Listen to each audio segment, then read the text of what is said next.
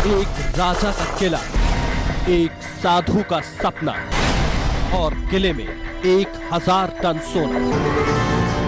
पिछले 150 साल से आज तक इस खजाने को किसी ने नहीं देखा। कोई अगर 1000 टन सोने के बारे में जानता है तो बस एक साधु, और इस साधु का नाम है शोभन सरकार। लेकिन शोभन सरकार ने भी इस खजाने को खुले आंखों से नहीं देखा, बल्कि बंद आंखों से देखा है। बंद आंखें यानी साधु को सपना आया है कि राजा राव राम बख्श सिंह के इस किले में 1000 टन सोना दबा है, और साधु के सपने को सच करने की ठानी है खुद सरकार ने। मुझे बुलाया कि कहा कि यहाँ पर बहुत बड़े सोने के भंडार हैं, यदि आप इसको केंद्र सरकार को सौंप सकते हो तो सौंप दो। तो मैंने यहाँ जिन जिन को कह सकता था, मैंने सोनिया जी से बात की, मैंने राहुल जी से बात की, मैंने यहाँ के वित्त मंत्री जी से बात की, मैंने गृह मंत्री जी से बात की, मैंने प्रधानमंत्री जी को लिखा। मैंने उनसे कहा कि इसकी जांच करा लिया जाए। तो आर्कियोलॉजिकल सर्वे भी हुआ, उसका जियोलॉजिकल सर्वे भी हुआ, और उसमें पाया गया कि कुछ न कुछ अंदर है। 1000 टन सोने की बात सुनकर मंत्री चरणदास महंत ने इस सिलसिले में दिल्ली में बात की और फिर खजाने को जमीन से बाहर निकालने का प्लान तैयार हो गया। सरकार के आदेश के बाद खरबों का खजाना तलाशने के लिए ASI यानी आर्कियोलॉजिकल सर्वे ऑफ इंडिया की टीम डोडिया खेड़ा के इस किले में पहुंच गई। खजाने का सपना देखने वाले साधु की बताई जगहों पर टीम ने खुदाई के लिए निशान भी लगा दिए हैं। उम्मीद है कि 18 अक्टूबर से इस किले में ASI खजाने के लिए खुदाई शुरू कर देगा। मानस श्रीवास्तव, उन्नाव, न्यूज़ 24। तो सबसे बड़े खजाने की खोज शुरू होने की जो स्थिति है वो बनती हुई दिख रही है, और इस बात में कितनी सच्चाई है। जो साधु ने एक राजा के किले में देखा है ये सपना कि उसके किले के तहखाने में दबा हुआ है 1000 टन सोना, इसमें कितनी सच्चाई है, इसी पर चर्चा करने के लिए हमारे साथ पैनलिस्ट मौजूद हैं। उनसे आपका तारुफ करा दें। पुनीत आलोक छवि हैं जो कि स्वप्न विशेषज्ञ हैं, पटना से जुड़ रहे हैं। डॉक्टर BM पांडे हैं, पूर्व निदेशक हैं पुरातत्व विभाग के, वो हमारे साथ स्टूडियो में मौजूद हैं। स्वामी सर्वानंद जी हैं जो कि इस वक्त हमारे साथ स्टूडियो में हैं, धर्माचार्य हैं। जयंती दत्ता क्लिनिकल साइकोलॉजिस्ट हैं, हमारे साथ स्टूडियो में है। और स्वामी विशालानंद धर्माचार्य हैं, वो भी हमारे साथ स्टूडियो में मौजूद हैं। जयंती दत्ता जी, आपसे मैं समझना चाहूंगी, डॉक्टर ये मुझे बताइए कि क्या कोई व्यक्ति अपने आप को इतना बलशाली, मनोविज्ञान के लिहाज से समझाने की कोशिश कीजिएगा, कि बना सकता है कि वो जो स्वप्न देखता है उसमें हकीकत भी हो, और साथ ही साथ ये बात उसने खुद नहीं, वो बता रहे हैं कि उनके गुरु ने देखा और वो उनके सपने में आया और फिर उन्होंने निर्देश दिया कि अगर तुम्हें मुक्ति चाहिए तब तुम्हें इस खजाने की खोज को पूरा करना होगा। क्या मनोविज्ञान में इस तरह की बातों का जिक्र होता है डॉक्टर जयंती दत्ता? देखिए, जहाँ तक आप विज्ञान की बात कर रही हैं उसमें वैज्ञानिक रूप से तो archaeological survey of India involved है। आई एम श्योर वो इतना इसको अहमियत देंगे नहीं अगर शुरुआती खोजबीन में उनको कुछ एविडेंसेस नहीं मिले हो। अगर इतने तादाद में सोना दबा हुआ है, आई एम श्योर कुछ ना कुछ एविडेंसेस उनको मिल जाएंगे। जहाँ तक ड्रीम्स की बात है, dreams are definitely having some scientific base. उसमें कुछ फैंटेसी भी आपकी जुड़ी हुई होती है, आपकी मानसिक चाह जो होती है उसके साथ रियलिटी का टच हो जरूरी नहीं है। तो यहाँ पे ये बात कहना कि किसी के ड्रीम्स के ऊपर ही बेस करके आप इतना बड़ा एक अभियान चलाओ, मैं उसको सपोर्ट नहीं करती। क्या आपको लेकिन लगता है हाँ, कि इसमें किसी तरह की फैंटेसी भी हो सकती है? जी हाँ, क्योंकि हमारे पास ऐसे एविडेंसेस हैं, ये रिसर्च के तहत प्रूव हो चुका है कि कुछ चीजें जो आपकी जिंदगी में होने वाली है वो आपको ड्रीम्स में दिख जाती है, क्योंकि ये आपकी मानसिक पावर है, ये इट्स योर मेंटल पावर। तो हो सकता है कि अगर कुछ है इसमें जो ये बार बार देख रहे हैं इस तरह की ड्रीम्स और बार बार दोहरा रहे हैं।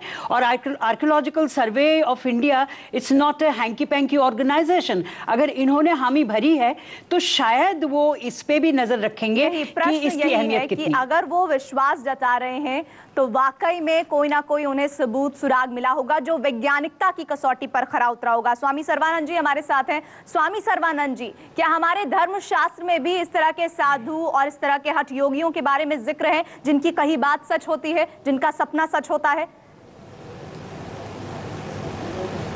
हाँ प्रीति, देखिए ये सब लोग अपने जैसे संदेह में बातें कर रहे हैं, लेकिन एक साधु जो उसके गुरु से और उसके और राजा से जुड़ करके जो बोल रहा है, तो ये ड्रीम नहीं है, ये सच्चाई है कि कहीं ना कहीं इसमें निश्चित ही जब सफलता मिलेगी तो लोग कहेंगे मैंने भी कहा था।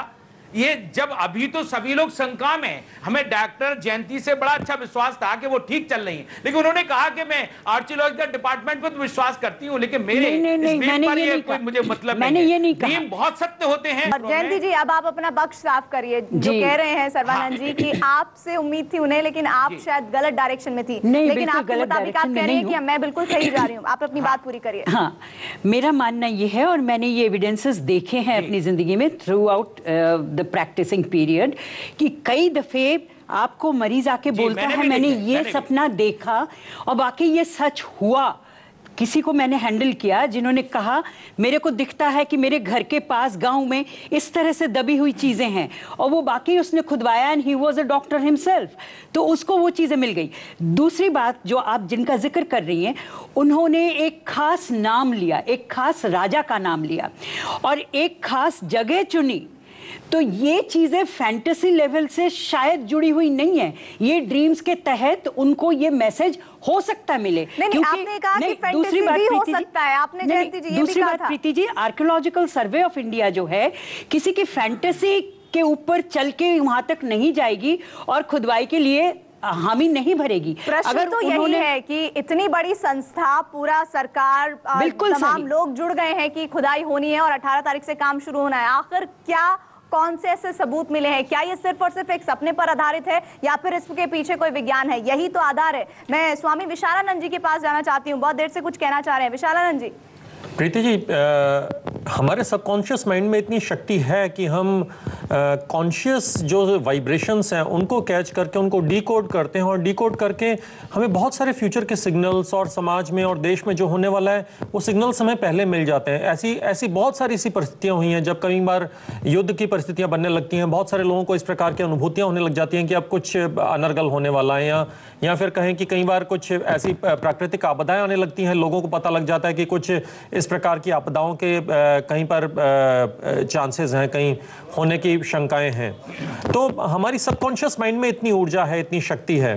परंतु मैं जहां तक सर्वानंद जी की बात है, सर्वानंद जी, यदि हम कहें कि एक संत ने सपना देखा तो संत स्वप्न नहीं देखते। संत अगर वो देखते हैं तो वो एक आध्यात्मिक अनुभूति होती है, आध्यात्मिक अनुभव होता है, क्योंकि संत तो अक्सर ये कहा करते हैं कि सपने कब अपने हुए हैं। और जहाँ तक हमारे शास्त्रों की बात भी कहें तो शास्त्र तो ये बात कहते हैं, भगवान शिव उमा को कहते हैं, उमा कहूँ मैं अनुभव अपना, सत्य हरि भजन जगत सब सपना। उन्होंने तो पूरे संसार को ही स्वप्न कह दिया। तो उसके लिए 1000 टन हो या 1 लाख टन हो या 1 करोड़ टन हो, संत के लिए सोना होना या सोना ना होना, चाणक्य ने तो यहां तक कहा कि पर धन भी उसके लिए मिट्टी की ढेली के समान है। तो वो इस प्रकार की अनुभूतियां नहीं करता संत तो हमेशा वो करता है जो राष्ट्र हित में, मानव हित में और समाज हित में है, और हमें उन्हीं चीजों को संत के माध्यम से समझना चाहिए। जी, आपकी इस बात के साथ एक बात और जोड़ना चाहती हूँ। साधु जी ने कहा है, शोभन सरकार ने, कि मुझे मुक्ति तभी मिलेगी जब वो खजाना मिल जाएगा।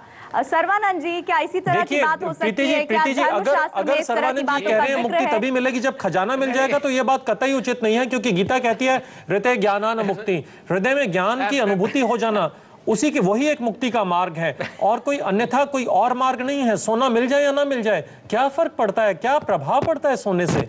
पुनीत जी, हम आपको, हमारे जो तमाम पैनलिस्ट हैं उनको भी शायद इस तरह के सपने आते हैं जो हकीकत हो जाते हैं, लेकिन हम लोगों का सपना, एक साधु का सपना, और ऐसे साधु का जिसको लोग एक हठ योगी, एक बहुत ही सिद्ध योगी के तौर पर समझते जानते हैं, क्या उस हठ योगी के एक सपने को आधार बनाकर सच्चाई को कबूल करना चाहिए कि वाकई अगर उन्होंने ऐसा सपना देखा है तो वाकई वहां इस तरह से जमीन के भीतर सोना गड़ा होगा?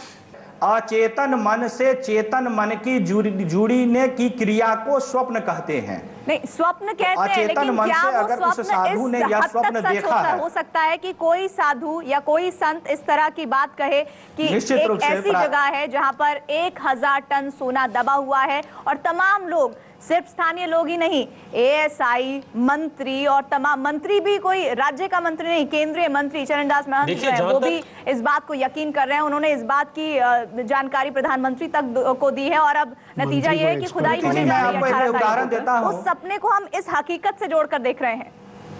एक बात कहना चाहेंगे प्रीति जी, एक बात आपको कहूंगा, जहां तक आलोक जी ने कहा कि ये अचेतन मन का चेतन मन से जोड़ना ये स्वप्न है, इसे स्वप्न नहीं कहा जाता। ये हमारे शास्त्रों में भागवत पुराण में 4 प्रकार की मनस्थितियों का विषय में बताया गया, एक जागृत, एक स्वप्न, एक सुषुप्ति और एक तुरीयावस्था।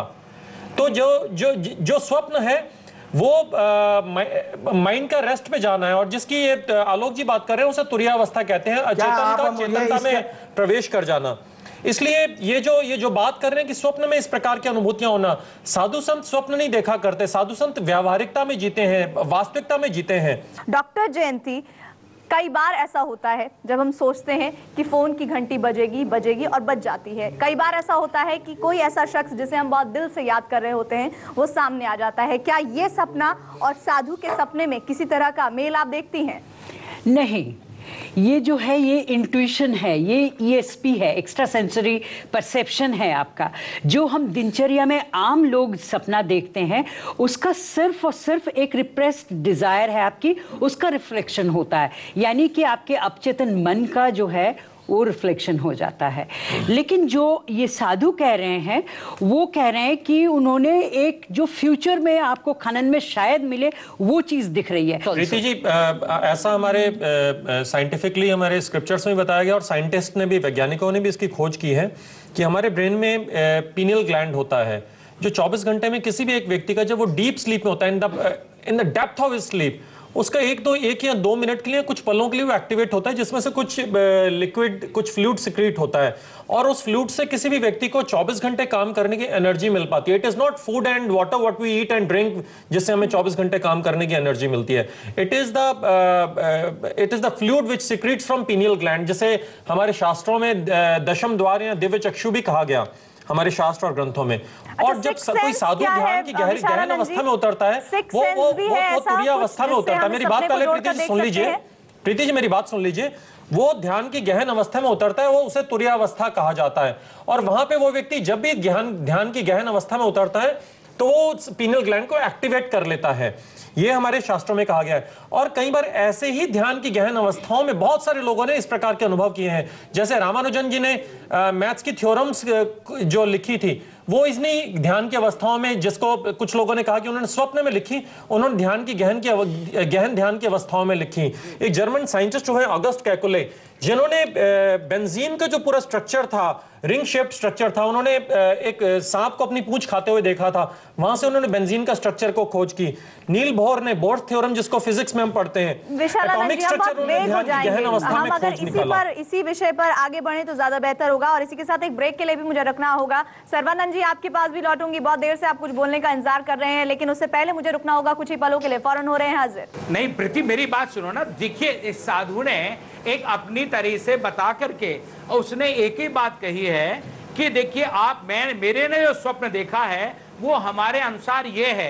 पुरातत्व विभाग अपने यंत्रों के द्वारा, मशीनों के द्वारा वहां देखेगा, इसके बाद करेगा। लेकिन साधु, हम केवल इसमें यहां आ रहे हैं कि साधु कौन साधु, एक दिल्ली का साधु और एक समाज का साधु, एक टीचर साधु।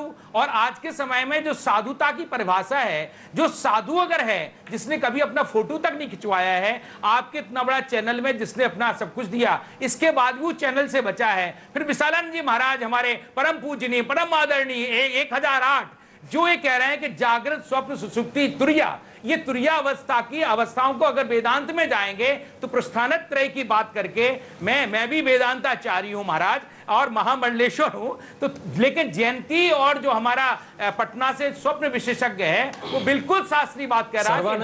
सर्वानंद जी, साधु अगर बात करते हैं, साधु कभी धन और संपत्ति की बात नहीं करते। साधु तो कहते हैं ब्रह्म सत्यम जगत मिथ्या। साधु विशालानंद जी चुप हो जाइए।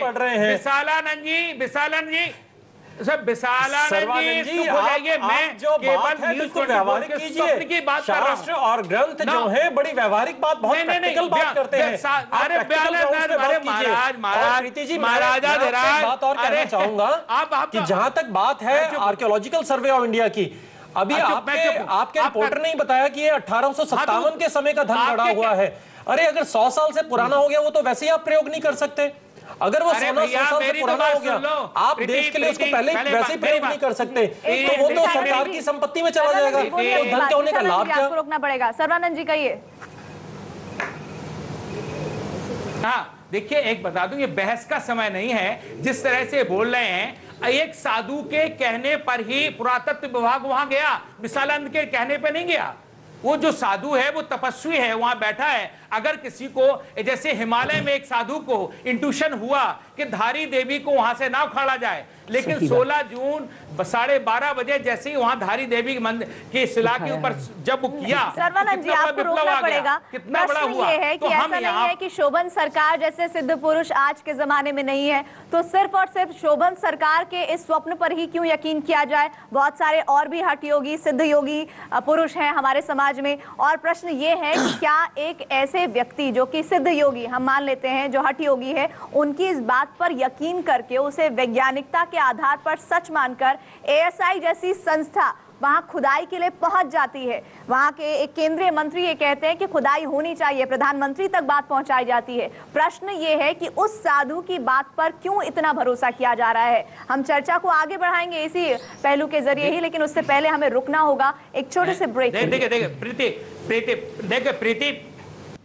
तो क्या है सबसे बड़े खजाने का रहस्य? और अगर खुदाई होती है तो कुछ इसी अंदाज में सोने के ढेर आपको डोंडिया खेड़ा गांव के इस किले के आसपास पड़े हुए नजर आएंगे। हमारे साथ संवाददाता कुमार कुंदन भी जुड़ रहे हैं, जो कि ठीक उस किले के आसपास का जो इलाका है वहीं खड़े हुए हैं। लाइव तफ्तीश करेंगे कि आखिर इस साधु के सपने में कितनी हकीकत है, लोग क्या मानते हैं, और एएसआई की टीम जो वहां पहुंची है उन्हें क्या सुराग मिले हैं इससे संबंधित। कुमार, प्रश्न ये है कि आखिर उस साधु की बातों पर यकीन क्यों किया जा रहा है? स्थानीय लोग आपके साथ मौजूद हैं, और आखिर क्यों लोगों को लगता है कि उनकी कही हुई बात 100% सच है? जाहिर है इन सभी बातों का जवाब यहाँ के स्थानीय लोग ही दे पाएंगे। सबसे पहला सवाल ये करना चाहूंगा कि जो स्वप्न साधु महाराज ने देखा है, कैसे हम मान लें कि साधु महाराज की बातें 100% सच है? क्या इससे पहले भी उनकी बातें सच हुई है? धन्यवादम। मैं सबसे पहले आपसे एक निवेदन करना चाहता हूँ। निवेदन बड़ा ही संवेदन होता है, उसमें सीधे सीधे अनुमोदन होता है। मेरा निवेदन ये है कि जो ये कहा जाता है मीडिया के द्वारा कि भगवान शोभन सरकार ने, यानी संत ने, यानी साधु ने एक स्वप्न देखा, मैं आपसे बात बता देना चाहता हूँ, पूरी भारत से, आपके न्यूज़ चैनल के माध्यम से पूरे भारत में समाचार जा रहा है, भगवान शोभन सरकार सोते ही नहीं है, तो स्वप्न देखने की बात ही नहीं है। ठीक है, मैं इस बात को मान रहा हूँ, लेकिन मैं कैसे इस बात पे यकीन कर लूँ कि वो जो कह रहे हैं सही कह रहे हैं? क्या इससे पहले जो बातें उन्होंने कही अभी तक सही हुई है क्या? मैं आपसे एक बात निवेदन करने जा रहा हूँ कि बहुत थोड़ा समय बचा है। 18 तारीख में कोई अब ज्यादा दूर है नहीं, लेकिन 18 तारीख में अगर ये सत्यता पर अगर ये बात उतर गई खरी, 1000 टन की बात कही कि 1000 टन गोल्डन, उसमें मैं बड़े दावे के साथ कह सकता हूं, गुरुजनों को प्रणाम करते हुए, कि ना 10 ग्राम माइनस होगा ना 10 ग्राम प्लस ही होगा, वो 1000 टन ही होगा। बाबा, आपको लगता है इस इलाके में, जहां अभी तो खैर शाम का समय है, कुछ दिख नहीं रहा है, पूरा मिट्टी का ढेर है, इस मिट्टी के ढेर के नीचे 1000 टन सोना हो सकता है? हाँ, हो सकता है। इसलिए राजा महाराजा यहाँ केवल राव साहेब ही थोड़े हुए हैं, उनके पहले उनके 11 पीढ़ी और हुई है। इसके पहले का और खजाना हो सकता है, 8वीं सदी का खजाना है हम लोगों के उसमें। तो आप लोग भी इस इलाके में रहे, कभी आपको सिक्के वक्के या कभी कुछ मिले हैं इस तरीके से? सिक्के तो नहीं मिले। मिले आपको? यहाँ के जानवर चराने वाले और खेती करने वाले लोग बरसात के सीजन में जब इन पहाड़ियों पर आए हैं तो उनको यहाँ सोने चांदी के आभूषण, छोटे छोटे आभूषण मिले हैं। नहीं कुमार, ये बात इन्होंने खुद अपनी आंखों से देखी है या कई सुनी बातें हैं? हमें पूर्ण विश्वास है भगवान शोभन सरकार स्वामी जी के द्वारा जो कुछ। अच्छा, एक बात बताइए, ये सिक्के मिलने की जो बात है, ये अपनी आंखों से देखी है या कहीं सुनी बात है? नहीं, हमारे बुजुर्गों ने और हमारे गाँव के अन्य भाइयों ने देखा है, और ये कोई झूठ नहीं है, बिल्कुल सही है। क्षेत्र के और गाँव के सभी लोग जो है देखे हैं। किसी को कुछ मिला है तो उन लोगों ने गांव में सब लोगों को बताया कि हमें ये जो है जानवर चराते वक्त हमें ये मिला है, और हमें पूरा विश्वास है कि भगवान शोभन सरकार जी जो कह रहे हैं बिल्कुल सच्चाई है, और 18 तारीख को ये सब कुछ देखने को मिलेगा। प्रीति, इसमें एक और बात मैं बताना चाहूंगा कि जितने भी यहाँ लोग खड़े हैं, उनके पूर्वजों ने इस तरह की चीजें पाई हैं। फिलहाल जिस जनरेशन में हम हैं या जिस जनरेशन के लोगों से बात कर रहे हैं, इनमें से किसी को नहीं मिला है। इन्होंने सुनी सुनाई बातें हैं जिनको ये सत्य मानते आए हैं, और उसी के आधार नहीं है, प्रामाणिकता नहीं है। स्वामी सर्वानंद भी हमारे साथ जुड़े हैं। स्वामी सर्वानंद जी, आप सुन रहे हैं बातें, आपने अभी शुरुआत में जिनसे चर्चा करनी हमारे संवाददाता ने शुरू की थी, उन्होंने कहा कि वो तो सोते ही नहीं है। प्रीति सिंह, देखिए ऐसा है कि शोभन सरकार एक बहुत तपस्वी और बहुत ही ब्रह्मज्ञ साधु हैं, इसलिए प्रीति सिंह किसी साधु के ऊपर इस तरह का अविश्वास, जैसे आपने कहा कि नहीं, हम अविश्वास नहीं कर रहे हैं, वो तो साच को आज क्या प्रत्यक्षम किम प्रमाणम, इस तरह की बातें आपने सुनी और समझी भी हैं, तो वो आ जाएगा 18 अक्टूबर को। विशालानंद जी कहिए, आप कुछ कहना चाह रहे हैं? हाँ प्रीति जी, मैं ये कहना चाहूंगा, जो सर्वानंद जी बात कर रहे हैं, सर्वानंद जी, साधु सपनों में नहीं जीता, साधु व्यवहारिकता में जीता है। आपने स्वप्न विज्ञान तो पढ़ लिया, आपने आध्यात्म विज्ञान को कहीं, वेदांत को आपने कहीं पीछे छोड़ दिया। आप ये जो बातें कर रहे हैं कि उनकी तरह से खुदाई होगी, ना उनकी तरह से खुदाई होगी, ना उनको सोना मिलेगा, ना तो 9 मन तेल होगा, ना कभी राधा नाचेगी। थोड़ी सी व्यवहारिकता, थोड़ी सी प्रैक्टिकल बात कीजिए। एक भी व्यक्ति ऐसा नहीं निकला जिसने कहा हो कि मेरे सामने मिला। जहां तक आपने सर्वानंद जी बात की कि सरकार को सोना मिलेगा, मैं आपको बता दूं, शायद आप सरकार के नियम और कानूनों से अनभिज्ञ हैं। यदि 100 साल से पुराना दबा हुआ कोई भी धन हो तो वो आर्कियोलॉजिकल सर्वे या गवर्नमेंट के खजाने में जाता है, जो सिर्फ म्यूजियम्स में रखा जा सकता है, सरकार उसका प्रयोग नहीं कर सकती। और साधु संत जो होते हैं, आप उनके नाम पर ही कह तो रहे हैं, कल को कोई सोना वोना मिलने वाला नहीं है, और होगा क्या कि साधु संत और बदनाम हो जाएंगे। आप इस प्रकार से कृपया साधुओं को बदनाम करने का ये षड्यंत्र में भागीदारी मत बनिए। आप इस चीज को समझिए कि साधु ज्ञान की बात करता है, साधु अध्यात्म की, धर्म की, ईश्वर की बात करता है, ईश्वर को देखने की बात करता है। साधु सोना चांदी देखने की बात नहीं करता। साधु के लिए तो सोना हुआ, मिट्टी की ढेरी हो, एक बराबर है। आप कह रहे हैं बहुत पहुंचे हुए संत हैं, बहुत पहुंचे हुए संत हैं। अरे कैसे पहुंचे हुए संत हैं जो सोना दिखा रहे हैं? वो ईश्वर दिखा नहीं रहे, ईश्वर को देखने की बात नहीं कर रहे, वो सोने को देखने की बात कर रहे हैं। कमाल करते हैं आप। और वो कह रहे हैं कि उनको ऊपर से वो मिले। अरे वो कैसी मुक्त आत्माएं हैं जो कह रहे ऊपर से मिले। आज भगवान सारे बनने को तैयार है, संत बनने को कोई तैयार नहीं है। ये बड़ा असमंजस है, ये बड़ी दुविधा है कि हम हर एक को भगवान बनाए जा रहे हैं, हम हर एक को सोने चांदी की बात किए जा रहे हैं। हम कुमार के पास भी दोबारा चलेंगे और जानेंगे कि आखिर सच्चाई क्या है, वहाँ के जो लोग हैं उनकी आस्था की हम दिल से कद्र करते हैं, लेकिन हकीकत क्या है, क्यों एक साधु की बातों पर इतना यकीन किया जा रहा है। और अब 18 अक्टूबर को वहां पर उस इलाके में खुदाई भी शुरू होने वाली है। थोड़ा सा इंतजार कीजिए, फौरन हो रहे हैं हाजिर। कहा तो ये भी जा रहा है कि इतना सोना तो मुगलों के पास भी नहीं है जितना सोना होने की बात साधु ने सपने में देखी है। बहरहाल अब उम्मीद यही है कि 18 अक्टूबर को जब खुदाई शुरू होगी तो पूरी तस्वीर साफ हो पाएगी। लगातार खास मेहमान हमारे साथ जुड़े हुए हैं। मैं चाहूंगी कि आप सभी एक क्विक कमेंट अंतिम में दें हमें। शुरुआत डीपी तिवारी जी आपसे करना चाहूंगी, आपको क्या लगता है, खुदाई की जानी चाहिए, कुछ हासिल होगा इससे? देखिए, खुदाई तो अब होनी ही है, क्योंकि ऊपर से आदेश हो गए हैं और भारतीय पुरातत्व सर्वेक्षण विभाग के लखनऊ सर्किल ने इसका दायित्व संभाल लिया है। तो अब एक्सकेवेशन तो होगा ही, कम से कम इससे एक फायदा होगा, इस तरह के कंफ्यूजन का अंत हो जाएगा। देखो प्रीति, बिल्कुल ठीक बात है कि ये एक अच्छाई की सोच है, एक साधु ने अच्छा सोचा है, वहाँ खुदाई शुरू हो गई है और इतने तपस्वी साधु हैं, उनके प्रति साधुओं का सम्मान अगर सरकार कर रही है तो मुझे बहुत अच्छा लगा कि इस देश में साधुता का सम्मान हो रहा है। और निश्चित है देश की दरिद्रता अगर एक साधु के स्वप्न से या साधु के इंट्यूशन से दूर होती है तो मैं उस साधु का उस क्षेत्र की बधाई देता हूँ। जी पुनीत जी, सपने पर यकीन करना सही है? निश्चित, स्वप्न निश्चित रूप से आदमी के अंतर्मन और प्राकृतिक गुणों और प्रकृति में घटने वाली घटनाओं का रूपांतरण है। सपने जो हैं सभी को प्यारे हैं, हर कोई सपना देखता है, साधु हो या ना साधु हो। सपने के बगैर हम लोग मानते हैं कि सपना जो है गार्जियन ऑफ स्लीप है, उसके बगैर आप सो नहीं सकते। हाँ, ये कहाँ तक सच होगा या नहीं होगा, that remains to be seen. Shivalanand ji, कुछ हासिल होगा खुदाई से? मैं प्रीति जी एक बहुत छोटी सी घटना कह के सुनाना चाहूंगा। एक बार संक्षेप में सुनाइएगा। मैं बड़े ब्रीफ में आपको बता रहा हूँ, 1 मिनट के अंदर। एक धनी व्यक्ति एक बार मृत्यु शैया पर लेटा हुआ था। उसने अपने बच्चों को बुलाया और कहा कि मेरे खेतों में कुछ धन दबा हुआ है, आप जाके उसे निकाल लो, मैं मरने से पहले यही चाहता हूँ। बच्चों ने जब धन की खोज की तो पूरा खेत खोद डाला, और जब खेत खोद डाला तो कुछ नहीं मिला। वो गुस्से में अपने पिता के पास वापस आया कि हमें तो कुछ नहीं मिला। तो उसके पिता ने कहा, अच्छा आप ये करो कि सोना तो वहां पर गड़ा हुआ है ही, अब सिर्फ उसमें बीज डाल दो, अपने आप सोना उग जाएगा।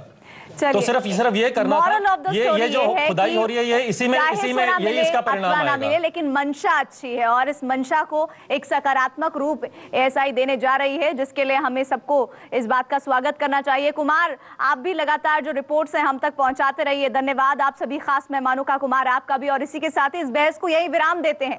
बाकी खबरों के लिए आप देखते रहिए News 24।